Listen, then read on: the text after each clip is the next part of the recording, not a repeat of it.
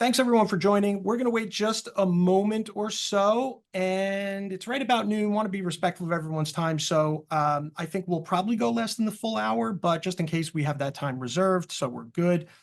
And we will get started soon. Just a little bit of housekeeping. We are recording this, so you don't have to worry about taking notes or any of that stuff. So when we're done, what we typically do is take a day or two and we transcribe the video, and then we also add captions. So we'll add captions. I think someone may have captions turned on right now for accessibility, which is cool. We actually run it through a program, and it adds captions, and then we put that onto the video, and then we'll either load it up into YouTube or we'll put it on our website somewhere. We also send a follow-up email to everyone with the information. So if there are any questions asked on the webinar today, we'll try to answer those live. When one of us is speaking, the others are answering questions, and we go back and forth. So please use the Q&A for questions. We're going to use the chat functionality for just kind of chit chat and information going back and forth. So let's test it out. In the chat, tell us your name, what organization you're with, and what city you're in. And we'll just get started that way. And if you do have questions as we go along related to the content that is being presented, drop that in the Q&A. The reason we use the Q&A is because sometimes we can't answer all the questions during a webinar. And when that happens, we take that Q&A offline, and I'll work with Steve and Nick to make sure that we get all of the questions answered. And then we put that back in an email to everyone. So we want to make sure that we get all the questions answered. If not on this call, then certainly afterward. And then if there's really something we can't answer, or we have to go back and think about it, Nick, Steve, or myself will do that. So that's pretty much it for now. Can everyone hear me okay? I guess it seems like we're getting chat, so I guess everyone can hear me. Cool. Okay, great. Perfect. Great engagement. Thank you, everyone. We've got people in Tennessee, Albany, New York, Ohio, Montana. Wow, there's people all over. This is great. Cool. So how to run digital ads for the primary. Let's start with the intros. Steve and Nick, I'll let you take it away and introduce yourself. Go ahead. Fantastic. Thanks, Craig, for having us back. We love talking to the broader NGP van community. And so just a quick introduction. My name is Nick Passanante. I'm a founder and managing partner at Turnip Blue Digital, and we primarily work in excuse me. We primarily work in the Democratic progressive space, helping folks run digital ads and connected television ads for their campaigns at all levels of office. Turnip Blue Digital was started in 2018 as a response to all the candidates that were coming out of the woodwork across the country to run for office in response to the Trump presidency after 2016. We wanted to provide an option for people to run robust digital campaigns without the need for heavy retainers or sort of ongoing forced relationships with a digital vendor. And we've created a great self-serve digital ads platform for running your own ad campaigns at all levels of office again. And so, we like to think that this is sort of our specialty. We don't, for example, also we don't do fundraising. We don't do a lot of the other components of campaigns. We are very specifically focused in on advertising, and so we hope that today's session will be beneficial to everybody that's joining. So again, just want to say thank you for joining, and for the majority of today, my colleague Stephen Sherry, who's our head of business partnerships, is going to be taking the lead on this. I'm going to be mostly hanging out in the chat and answering questions as we go. And then as we get to the end of the presentation, anything that we can answer that we haven't already, please feel free to reach out to myself, to Stephen, to any of our team members. We'd love to be a resource for you as the cycle continues. So thanks again. Stephen? Thanks, Nick, and thanks, Craig. Can everyone hear me? We're good? Okay. Yeah, thanks to everybody for organizing this. It's really exciting to have all of you here. And like Craig had mentioned, folks from all across the country, we're really excited to talk to you about digital ads. A little bit about myself. As Nick had mentioned, I'm the head of business partnerships here at Turnip Blue. I'm happy to to share our story and some of the tips and tricks on how to run digital ads as we're now in the primary season. I'm in California, so I voted this week. I voted by mail, and so it's already starting.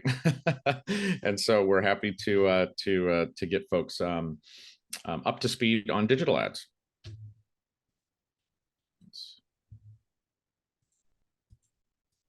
There we go.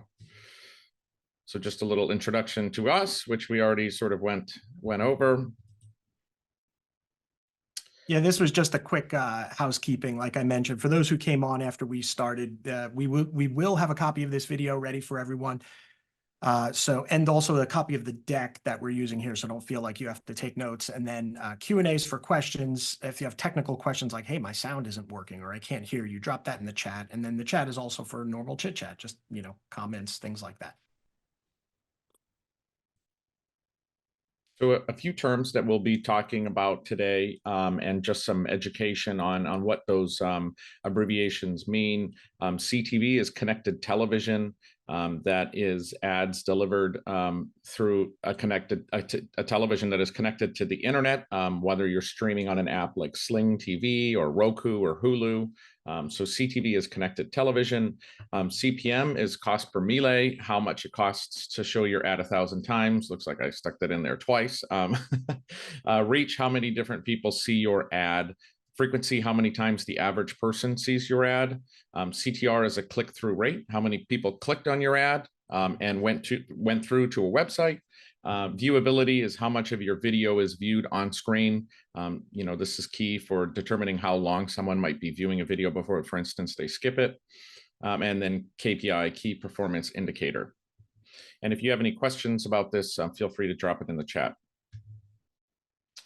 So let's go through some advertising best practices, and we have a little menu here to show our journey through this. And we'll start with a general overview of digital ads and the digital ad ecosystem. So to start, we have social media. We all are users probably of social media and engage on these applications quite often. And so we're all familiar and have seen ads on social media. Social media ads follow users on a specific platform. So if you want to run ads on Meta, you can run ads to users on Facebook or Instagram. If you want to run ads on Snapchat, you can run ads to users that are on Snapchat. X, which is formerly Twitter, is now allowing more advertising. And so there is some potential for advertising on X, as well as LinkedIn and others. So this is most of us are pretty familiar with social media. One of the other branches of digital ads is programmatic, both banner and video ads. And unlike social media ads, programmatic advertising follows voters where they are and delivers ads throughout their daily digital journey. So for instance, if I get up in the morning and maybe I'm still in bed and I'm on my phone and I go to CNN to check on, what's happened, right? I think a lot of us did this more when Trump was president. You would wake up in the morning and sort of click on CNN and see what changed in the world overnight. And you might see an ad delivered to CNN or to your local newspaper or to the Washington Post, for instance. You might see a banner ad or a video ad that's displayed there. And then you might check the weather in the morning to see what you need to wear. And so if you're on the Weather Channel app, for instance, on your phone or other apps, you might see an ad placed on that application or on that website. And then maybe in the afternoon, you need a little break from work. You check ESPN, see what happened last night, check some highlights from a football game or something. You might see an ad delivered on Bleacher Report or ESPN. And then in the evening, as you're settling down and winding down, you might watch a video to make dinner or something and see an ad on Food Network or another website that delivers recipes, for instance. So this is how programmatic advertising works. It sort of follows the user throughout their experience on the internet instead of restricting it to a specific platform. And then we have connected television, which is a sort of branch of programmatic advertising. So unlike traditional TV advertising, which we're all familiar with, and commercials, right? CTV ads are delivered programmatically through the internet, reaching viewers on their smart TVs, gaming consoles, or streaming devices. So whereas traditionally you would have to buy, for instance, a cable media market to run an ad to someone's television, right? So those were primarily reserved for large up ballot races. We're talking very competitive Senate races, presidential campaigns, in some rare instances, maybe some congressional races. CTV is allowing folks to run ads to people's televisions, you know, as far down the ballot as school board and city council, right? And I think that connected television, it works best for those types of races. You know, being present on someone's TV in a non-skippable fashion, like connected television it enables you to do, allows you to have 15 or 30 seconds to really explain something to a voter. They can't skip it. People don't really change the channel as much when commercials come on as they do when a skip button comes up on a video on their browser, or maybe click to another screen. And so if you're a city council candidate talking about a park that someone knows about, that you're connected to, that's in your community, it's really impactful to be able to run that type of ad inventory. And so we're seeing a lot of interest in CTV.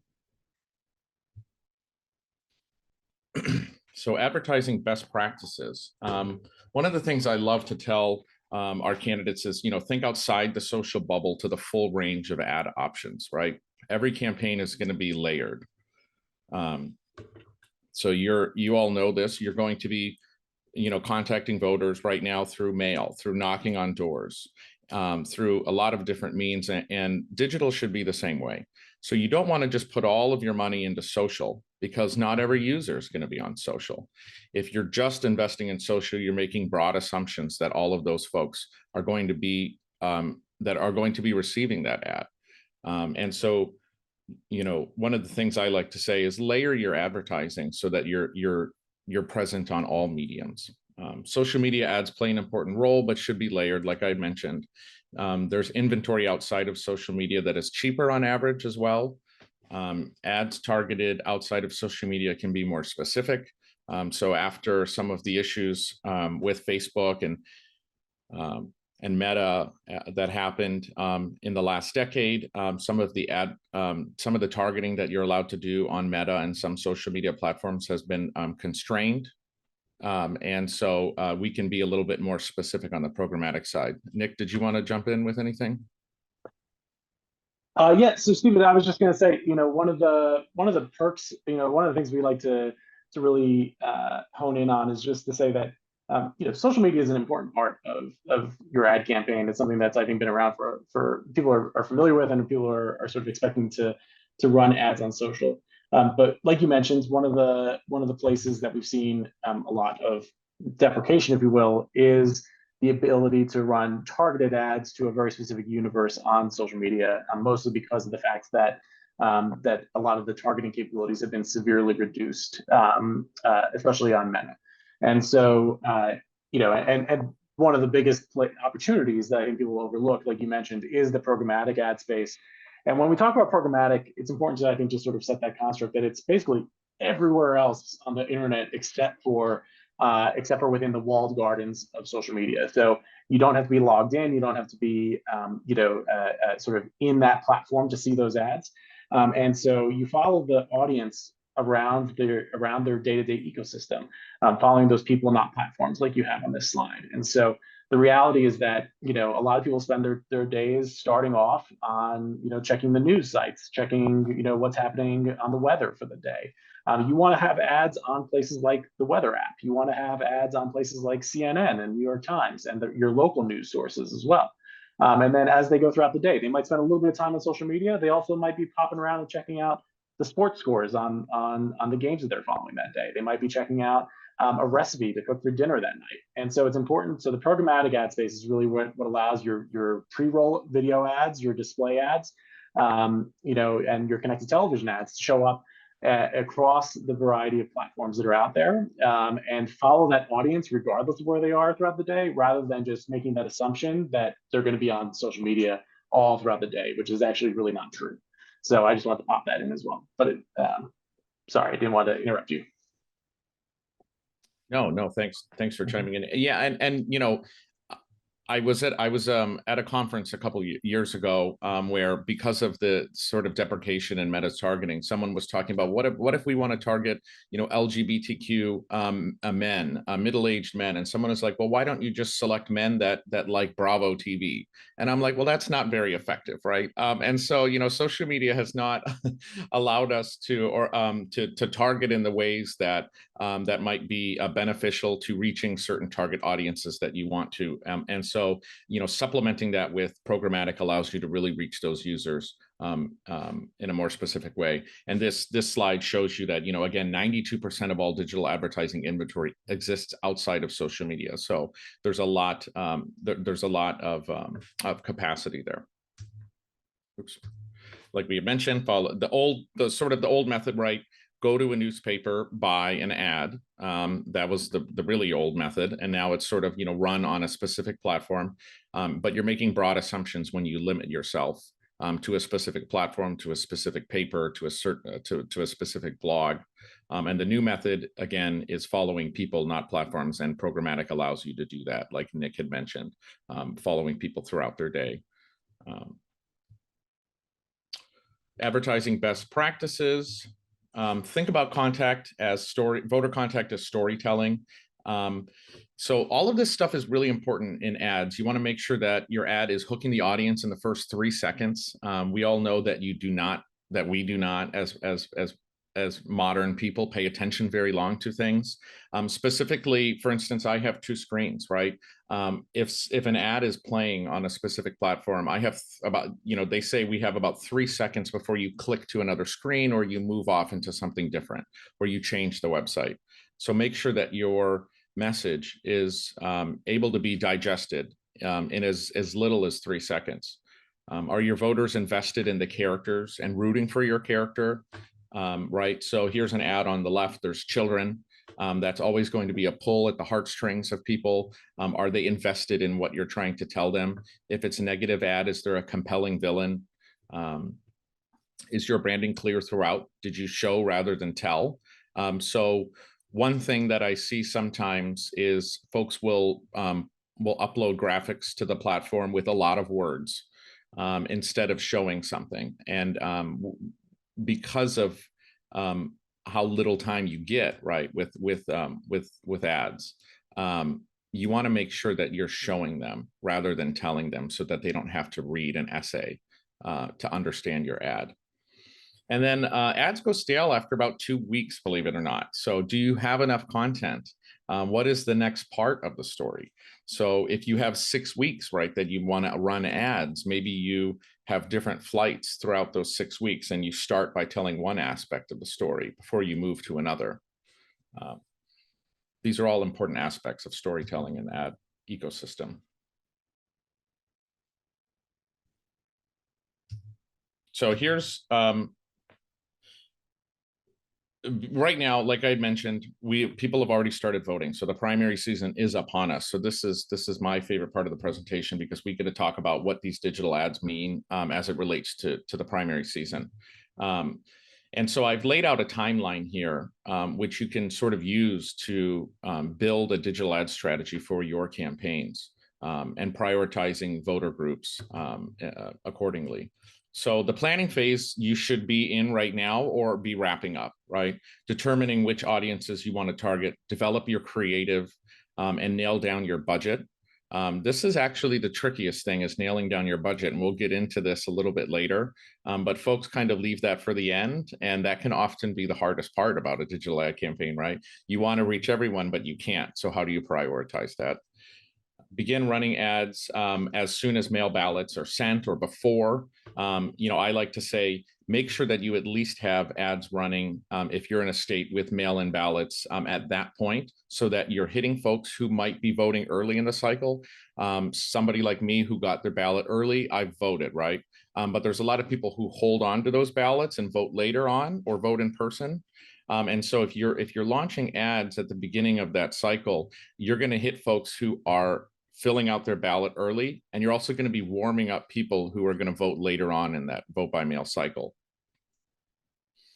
So the final 2 weeks, minimum recommended flight length for GOTV is 2 weeks, right? I think you should have an ad campaign up for 2 weeks prior to election date. And that's sort of what we recommend. That's sort of industry standard. You know, we want to build impressions over a length of time with folks. And so giving yourself a good solid couple of weeks with an ad campaign is going to be beneficial. And make sure to have ads up and running now for both early voting and election day voters. Nick, did you want to? I was just going to say that you know, as part of that, one of the important things that to really keep in mind when building out your timeline is about your reach and frequency. But digital advertising is all about burning in a message with enough reach to your targeted audience and enough frequency for that message to burn in. And so, just thinking through what that calculation is going to be for each campaign is going to vary a little bit. But generally speaking, like you said, Stephen, sort of the minimum that we've seen, there's been a lot of studies about this over the years, is that it takes roughly 2 weeks for a message to really burn in at minimum. And so if you're running ads for much less than that, you don't have as good of an opportunity to really get that message burn in.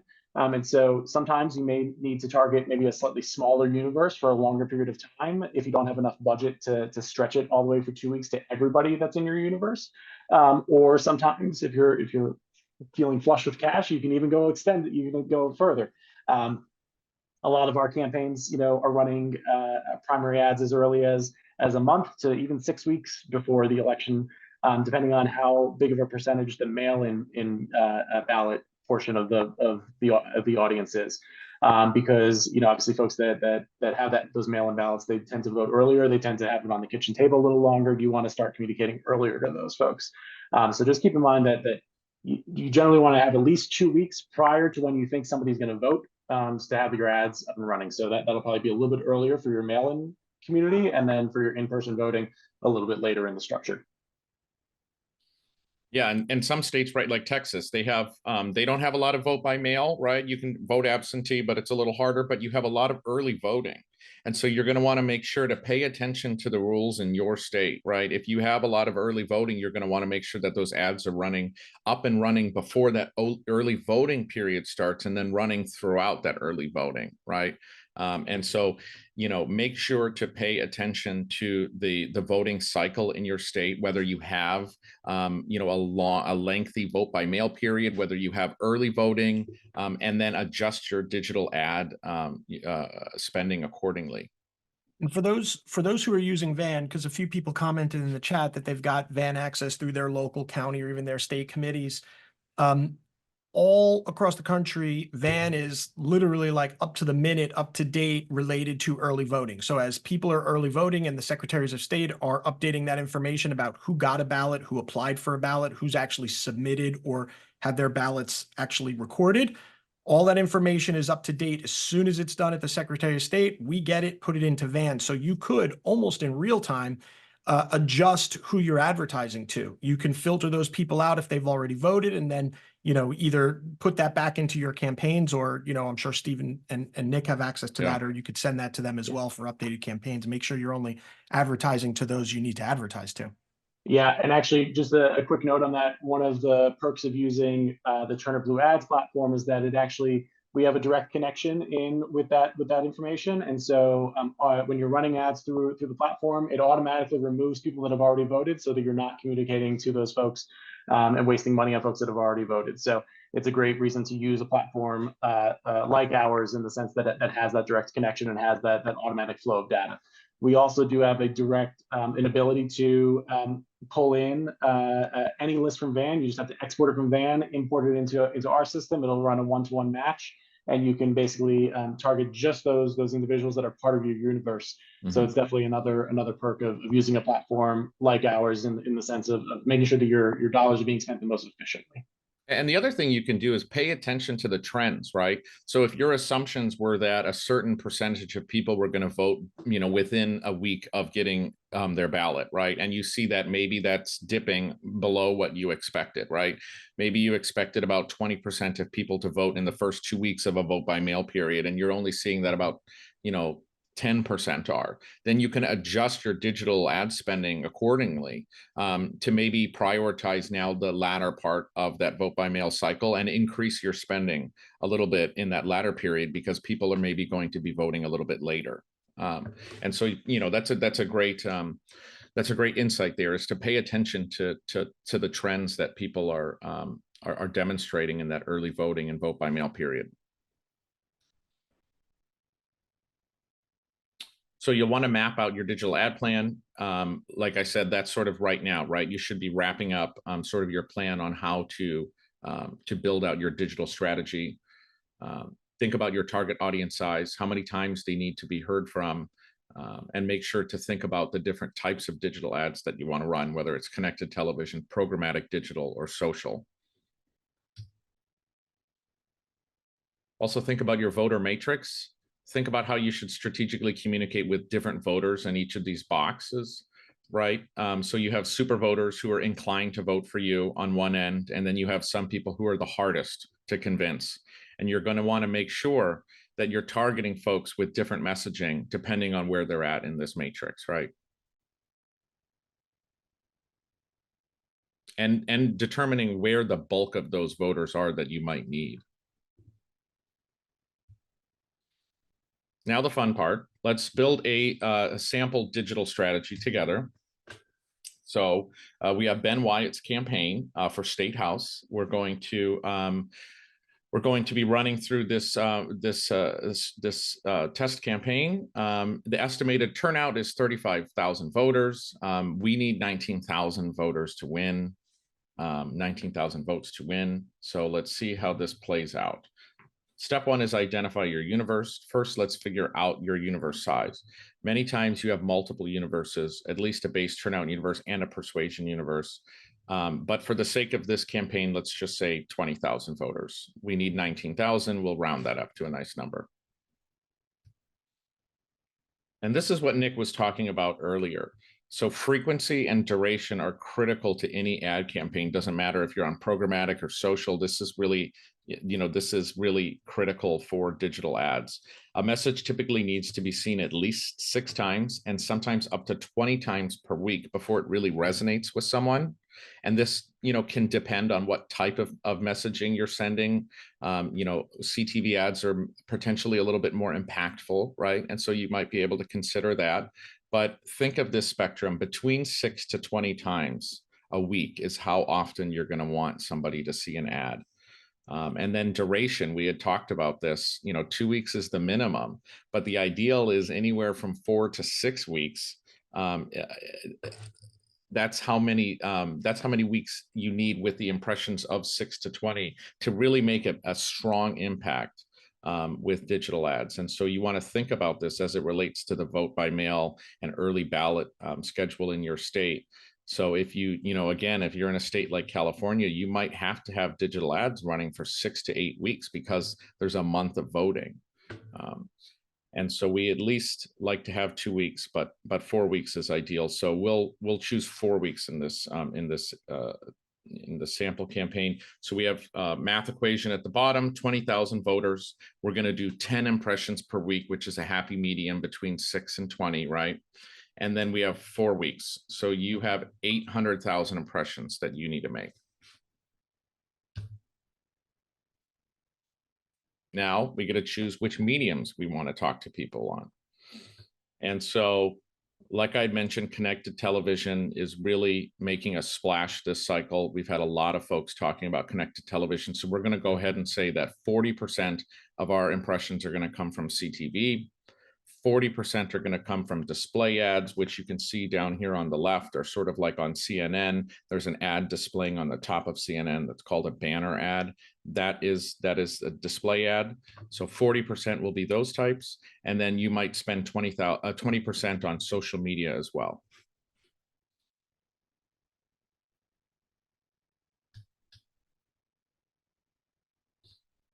So now time to do the math. We've averaged the CPM prices here. So these are, you know, sort of current averages. You know, you might see CPMs that are a little bit higher or a little bit lower. On the TurnItBlue ads platform, we don't have set CPM prices. So it's passed on to you. Whatever is bid at is what's passed on And so we always give you an average of how many impressions you might be able to get. So for connected television, the range right now is anywhere between, you know, 40 to $80 potentially, and maybe even more sometimes we're seeing, because the inventory changes so drastically with CTV. It's a new market. And so we're going to use $65 as the average CPM for this case. Display ads anywhere between, you know, $8 and $12. We're going to use 10. Social media ads, you know, anywhere again between like, you know, 10 and 25. So we'll use 20. And this is social media ads in general. So Snapchat, LinkedIn, all of them. This is an average of about 20. So you'll see that the bulk of the cost is going to come from connected television, right? Because that CPM is really high. Again, it's much lower than what a traditional commercial ad buy would be if you were trying to get on someone's television, but it's still going to be the bulk of the price for this digital ad campaign. So it's going to be around $20,800. And then you're going to have your display ads and social media ads at a much lower cost. And so you can see if your budget doesn't allow for something like this, right, you will be able to manipulate and play with this. Maybe you put a lot less into connected television and you put a lot more into display ads because the CPM is a lot lower. So you can get a lot more reach by putting more money into display ads. And so you can manipulate this according to the finances that you have on your campaign. So this campaign total is 27,200. Again, that's trying to reach 20,000 voters, approximately 10 times per week for 4 weeks. And then another thing to keep in mind is that this doesn't usually include the cost of creative production. When you're talking about display ads or social media ads, that production cost is relatively low. You can usually make graphics or have someone design graphics at a fairly reasonable price. In our platform, we also have about 7 pages of pre-designed templates, which you can choose from. I think they're around $50 each, or you know, $25 to $50 each. You can buy a full set of 7 for $250. So again, that price point is pretty low. But when you talk about video ads, that's where the cost starts to get a little bit higher. And you can typically envision spending about 20 to 30% of your budget on the production of video ads and other types of creative. I think it's important to mention that you should test, right? So like when you start something, you know, numbers change, budgets change, the ad inventory changes, prices change. So as you're running your ads, make sure that you're getting the response that you expect, right? You could start with the tool that they just put into the chat. You can start with estimates, and you could start with your estimated budget, and then see what you're getting in response, right? Before you run ads, you'd have some sort of goal of what you're looking for. You know, whether you're doing acquisition for email lists, or you're doing acquisition for fundraising, or you're just doing, you know, getting your message out there. Just have an idea of what you're looking for. You know, do you want people to come back to your website? You know, and as you're running those ads, are you getting the traffic that you're looking for? If not, maybe it requires a change in your messaging or a change in your ad structure. But you can always, you know, you don't have to run a $50,000 campaign and wait till it's done, right? Because the beauty of digital ads is you're getting response right away. So if you're not getting the response you're expecting, if you're working with consultants like Steve and Nick, you have a conversation with them and try to understand what you can pivot on. Or if you're running these yourselves, you know, you could watch every day, and some people even every couple hours, to make sure that it's delivering the type of response they want. Yeah, absolutely. I'm going to share my, let's see, will it allow me? Are we on the new screen now, Nick? Yes, you are. Okay. So this is sort of the homepage of the Turnip Blue Ads platform. But I wanted to show you this because there's a couple great resources in here that sort of talk to what we were speaking about with testing and making sure your budget is set up appropriately. And one of them is our budget estimator tool. And so this is a really great way to start playing with your budget. You know, whether or not you have a set budget that you need to work backwards from, right? And so you can put in, you can estimate your budget, or you can start with a budget, right? Say, I have an overall budget of $10,000. I want to do all banner ads, right? And I'm going to estimate how many impressions I'm going to get. Oh, well, I put in $100. I meant to put in 1,000. But point is, it will generate how many total impressions you're going to get based on a percentage of different types of ads that you want to run. So you can select banner, video, CTV, all three, and then put in a percentage that equals out to 100. Or you can work backwards and state, this is my estimated audience size. This is how many weeks I want the campaign to run. And this is the frequency that I want, sort of like what we had just run through in that sample campaign. And it'll estimate what your ideal budget should be. And so this is a great tool for all of you to use. It's free. It's in our platform. We'll make sure that you have the link at the end so that you can utilize this tool. The other thing that I was going to mention was our creative shop. And so we had talked about, designing good creative. Here, again, we have 7 pages full of creative templates that you can choose from. So we have videos that we're rolling out now, as well as static banner ads. So all of these come to you in Canva. So when you purchase, for instance, this Take Action full set, right? I'll show you the different sizes. So these are 6 or 7, I believe, sizes that you need to run programmatic ads. You can use these for social media as well, by the way, right? So this one probably doesn't work, but let's see. Yeah, just right? the square one, really. Yeah. Yeah, the square one, right? You could edit this in Canva and use this on social media as well, and keep your branding consistent, right? And so this comes to you in Canva, and you can easily swap out your color, your logo, your fonts, and you can have something designed in as little as 30 minutes, whereas before it might have taken you a couple days to get somebody to design something, and it might have cost a lot more. So this is a great asset if you're, for instance, don't have a designer, need to get something up and running really quickly. Definitely take advantage of the Creative Shop. And then what we mentioned with testing, I just want to go through our analytics page. So you can keep an eye at all times. And by the way, this is live about 24 hours after you launch your campaign. And so you'll be able to see whether or not your campaign is performing in the way that you want it to. You'll be able to see a pacing report down here at the bottom. So is your ad campaign pacing properly? Is it going too fast or is it going too slow? It's green. I mean, if it's green, it's good. If it's yellow, it's in danger. And if it's red, it's bad. So keep an eye on this. We'll usually help notify you if it's really in danger mode. But you'll see how many impressions you're getting, views. If it's a video ad, you'll see your video completion rate. How many? This is a CTV ad, so the video completion rate is very high because you can't skip it. But if you're doing traditional video ads that are skippable, you'll be able to see the length of time people are watching your ad before they skip it. And that's something to pay attention to. If people are watching that ad for longer than 5 to 7 seconds, that means they're really engaging and paying attention to it. So make sure to create an account on the TurnitBlue Ads platform and leverage some of these resources. Even before you run a campaign, we have the Creative Shop as well as the Budget Estimator tool.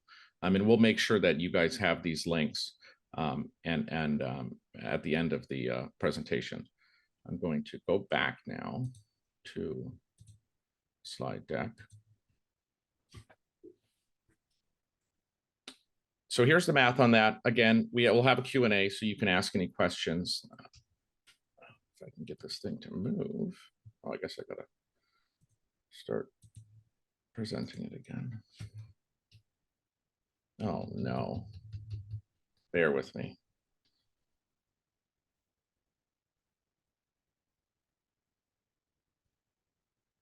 Okay.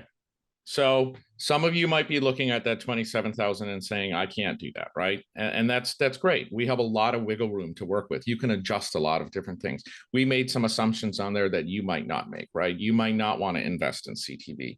Also, you might have a smaller universe. So narrow your universe size down. You might have 20,000 voters that you need to vote for you, but you might know that 10,000, you might be using tools in Van, right? You might be doing voter contact, and you might know that 10,000 of those 20,000 people are definitely going to vote for you. And so you don't need to really spend your time potentially trying to persuade those people to click on something, to commit an action, to vote. So you might decide that of that 20,000 person universe, you only need to really engage 10,000. And so that reduces your budget in half, right? Potentially. Shorten your flight dates, right? So maybe you don't want to do 4 weeks. Maybe you lower that down to 3 weeks to 2 weeks. And reduce the frequency. But as we had mentioned, don't go lower than 6, or try not to go lower than 6. We recommend between 6 and 20, so try to stay somewhere in the middle of that. And so if you know, again, if you know you have a firm budget that can't be increased, work backwards from that instead. So if you have a $10,000 budget, work backwards from that. And I'm also happy to help assist in some of these conversations. I'll make sure that you all have my Calendly link and you can schedule a time with me. You can schedule 30 minutes anytime. It links to my calendar, and we can talk about this, right? If you have questions about budget, I'm always happy to help. There's some interesting things we can do on the budget side to sort of, try to maximize the impressions that you get for a set budget.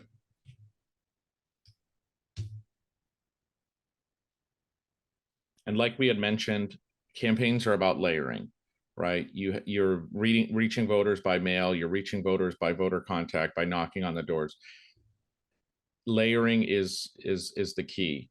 And so you all might be doing voter contact. So run a digital ad to prime a precinct before you canvass it, right? Or before you text it, or before you call it, before you're utilizing some of these tools in Van to engage with those voters. Run a digital ad to that universe first, maybe for a week or 2 before, to engage that universe and get as many touches with those folks as you can. Consider a companion digital video to run to your mail universe. So if somebody's getting a mail piece, make sure to also hit them with a digital ad, so that when they get the mail piece and they only pay attention for about 2 seconds, they'll see your face, they'll see your logo. And then when you get a digital ad that they only pay attention for 2 seconds, now we've just made them pay attention for 4 seconds, right? And so you're building that layering on top of each other to try to build as much contact with that person as you can. So we have resources here. I guess I will turn it over to Craig if he wants to start the Q&A session. Yeah, perfect timing. Thanks. So you'll see some links on screen here. Again, we'll provide the deck via email after this. Usually, again, give us a day or so. We do the transcription, and we also do captions, and then we'll send the deck and the video out via email to everyone here. So if you want to click on any of these links, or you just want to copy them down now, you can certainly do that. Again, that ad budget estimator is fantastic when, whether or not you're using Steve and Nick's service, and they are fantastic. It's a really good tool because you're going to see a range of numbers, whether you're doing this yourself or whether you're using consultants like Steve and Nick, or, you're using maybe just a friend who's trying to manage it for you and go through the individual platforms. You're going to see a lot of these similar numbers, and you're going to be running in these top and bottom averages. So it's a good place to start and just estimate numbers.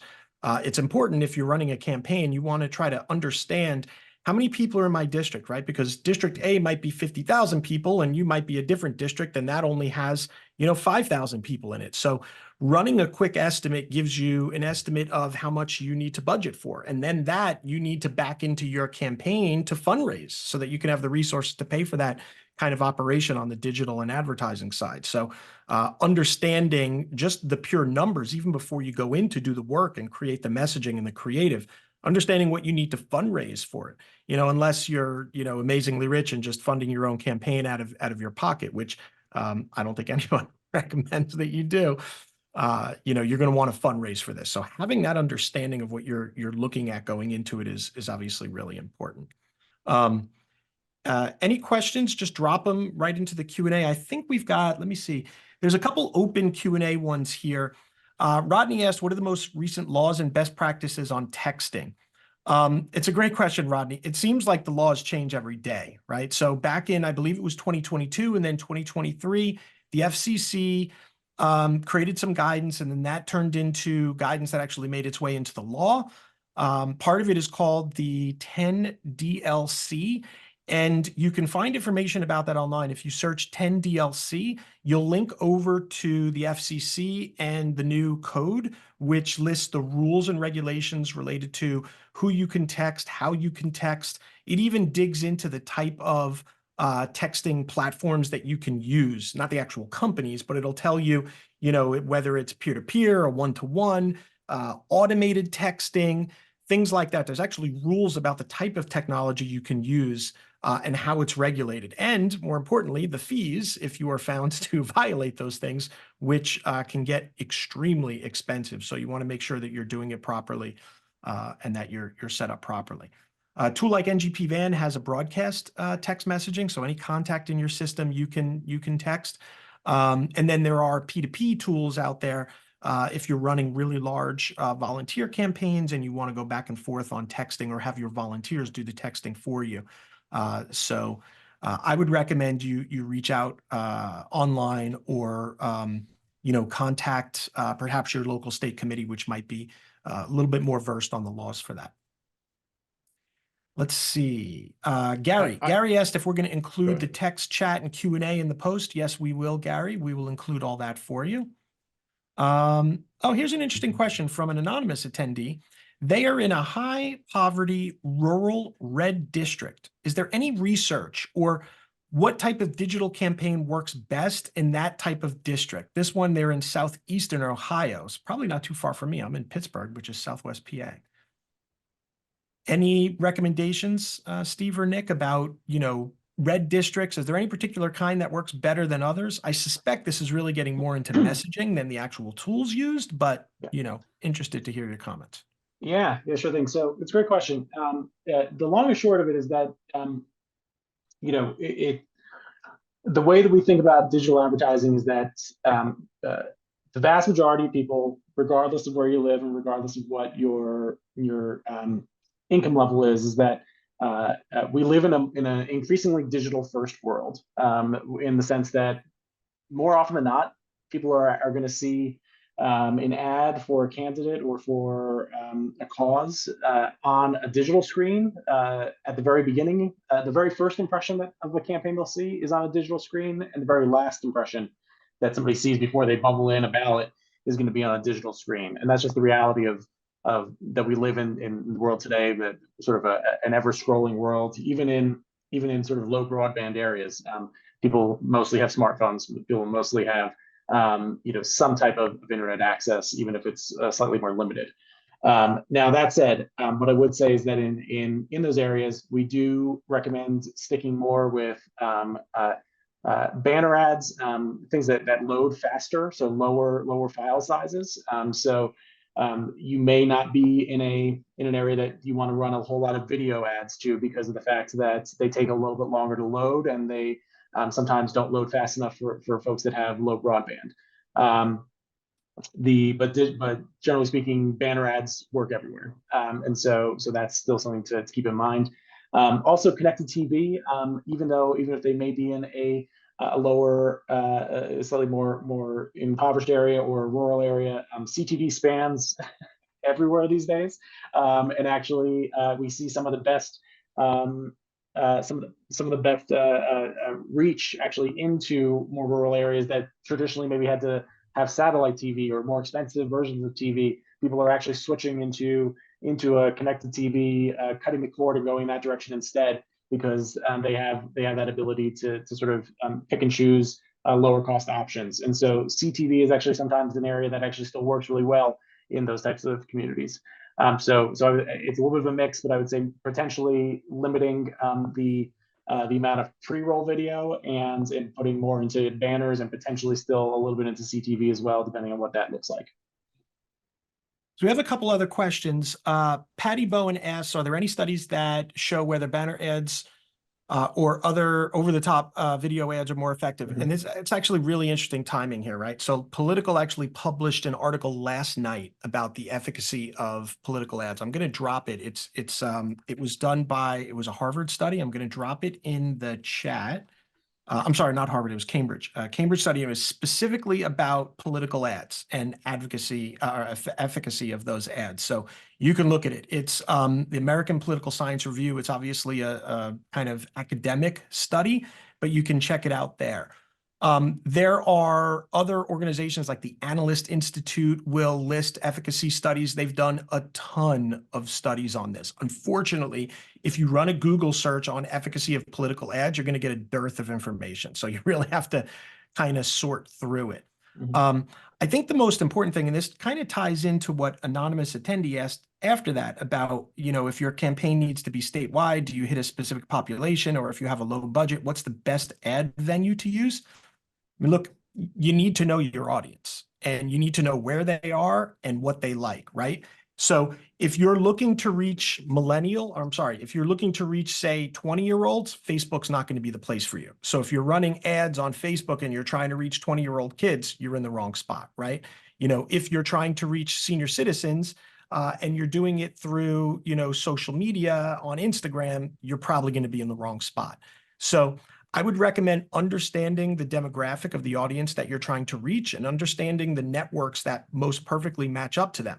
A lot of people search online in one way, shape, or form, whether it's like Steve mentioned earlier, you're going to your local news site, banner ads might be really good for that type of thing. So there is no one answer that's perfect for every campaign because each campaign is going to be slightly different. You might have a different audience, a different demographic, a different age. So you really need to kind of match that up with what you're looking at. You guys have a better answer or, No, different answer? so Craig, I think you're absolutely spot on. And what I would add to that though is that that's one of the biggest reasons why we actually push programmatic in such a big way, because of the fact that one of the things that you can do with programmatic ads is say, you need to know your audience and you need to follow that audience regardless of where they're going, right? And so I think that by limiting yourself, knowing the general trends of social media platforms is, I think, really important, but also programmatic sort of just takes that guesswork out of it by saying, by building your audience in a programmatic campaign, you can say, I know that my audience is 20 to 35-year-olds in this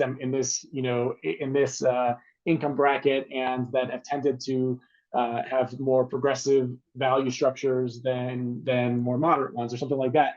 All that can be done in the programmatic sense, and build out that audience. And regardless of where that audience goes throughout the day, the ads will follow them to make the best usage of your limited budget, as opposed to sort of guessing and hoping that your audience is going to be on a specific platform.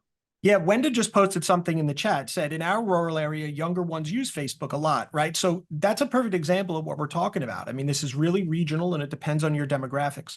I posted a link in the chat to Pew Research Center. Pew is a think tank and a research center. They've been tracking social media since it first started, and they have a long list of demographics of all the different social media channels, even the ones that don't exist anymore. By the way, don't spend money on the ones that don't exist anymore. Even if you can, I don't know if you can, but so I think that's a good point, Wendy. You really need to know your audience. The other thing, which I mentioned before, is digital ads are a great way to test in a really cheap manner, right? So make an assumption.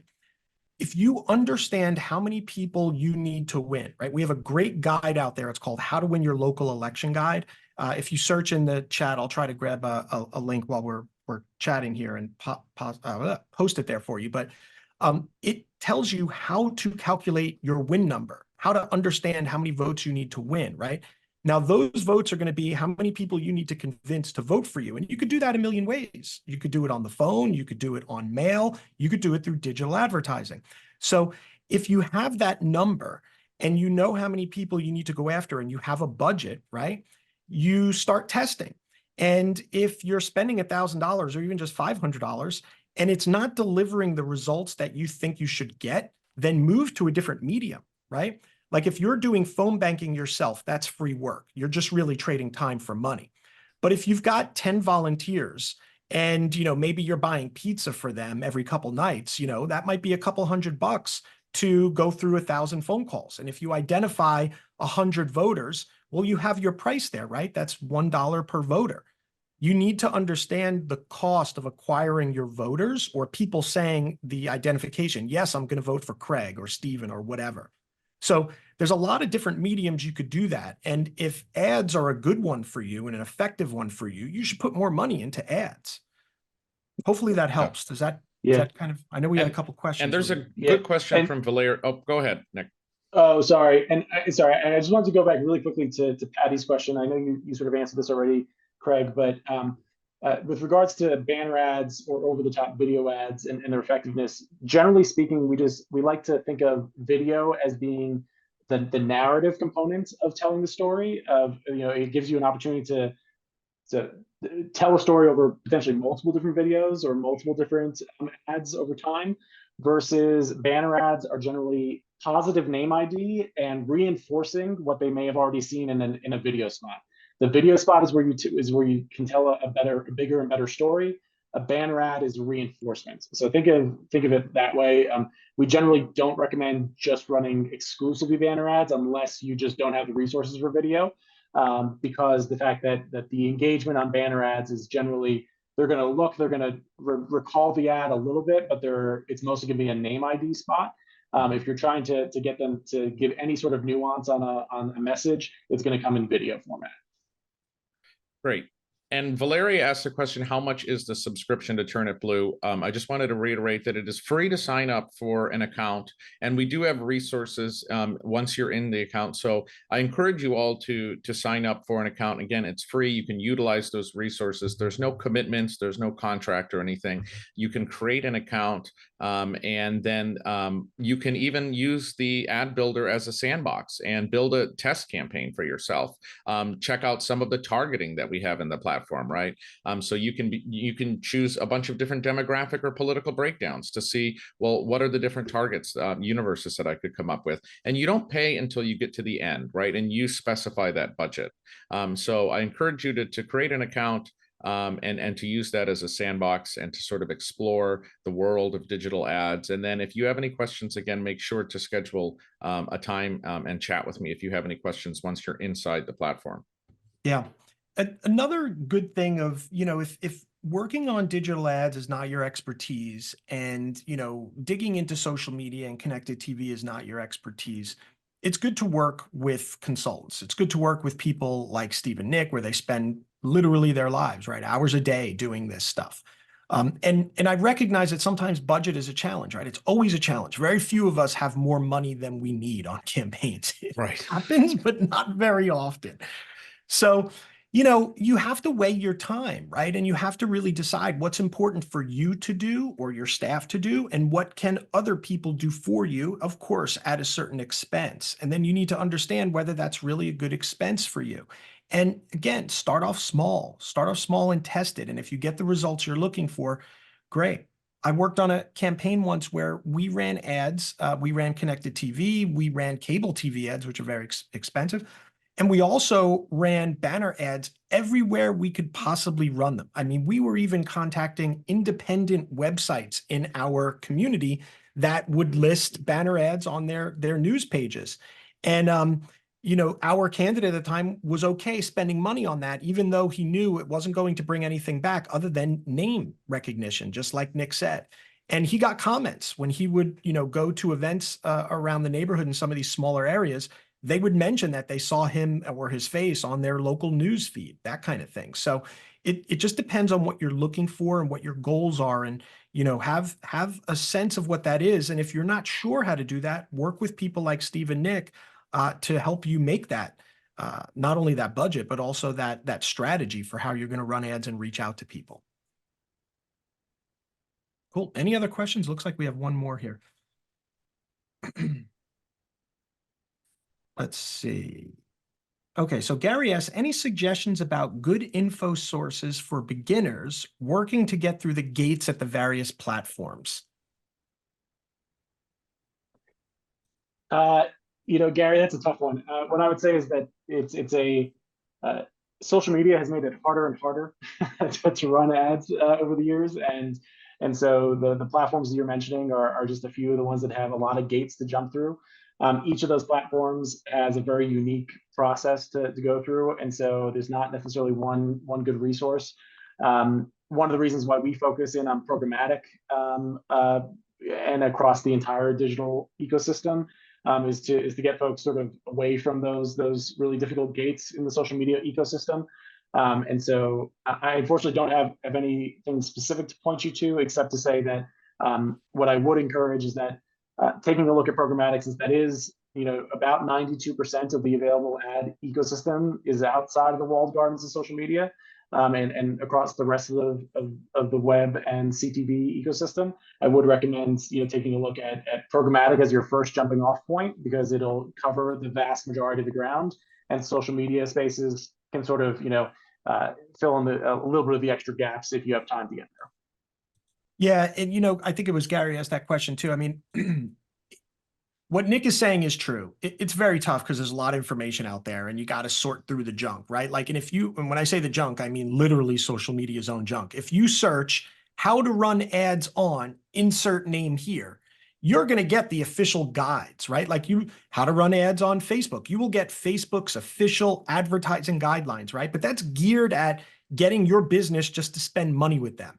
It's not going to give you information on strategy. It's not going to give you any kind of help about which types of ads you should run or shouldn't run. And it's not even going to give you basic information about political ads or how they, vet those or turn them off or stop them or allow them to go. So it's really tough just going even to the main channels. And if you can get somebody on Facebook on the phone to explain that to you, that would be a minor miracle come true right there. And there's one last question here about having a campaign website to sign up for an ads account. And Nick, do you want to talk about that really quick before we have to jump? Oh, sure. So I'll just say that, yeah, that is a requirement.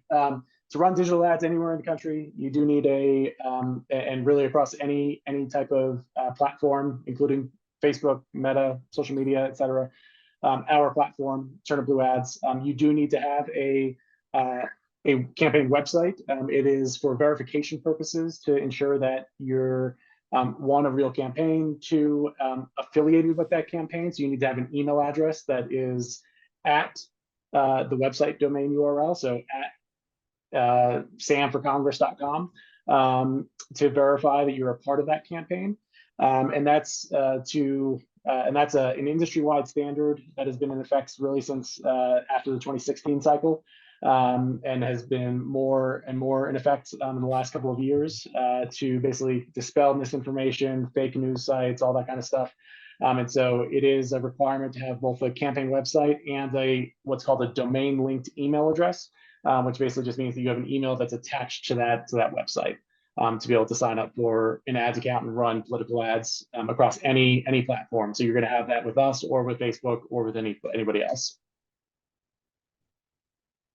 Cool. Well, we're about a minute or two over. This is perfect. Just as a reminder, we will send out the video.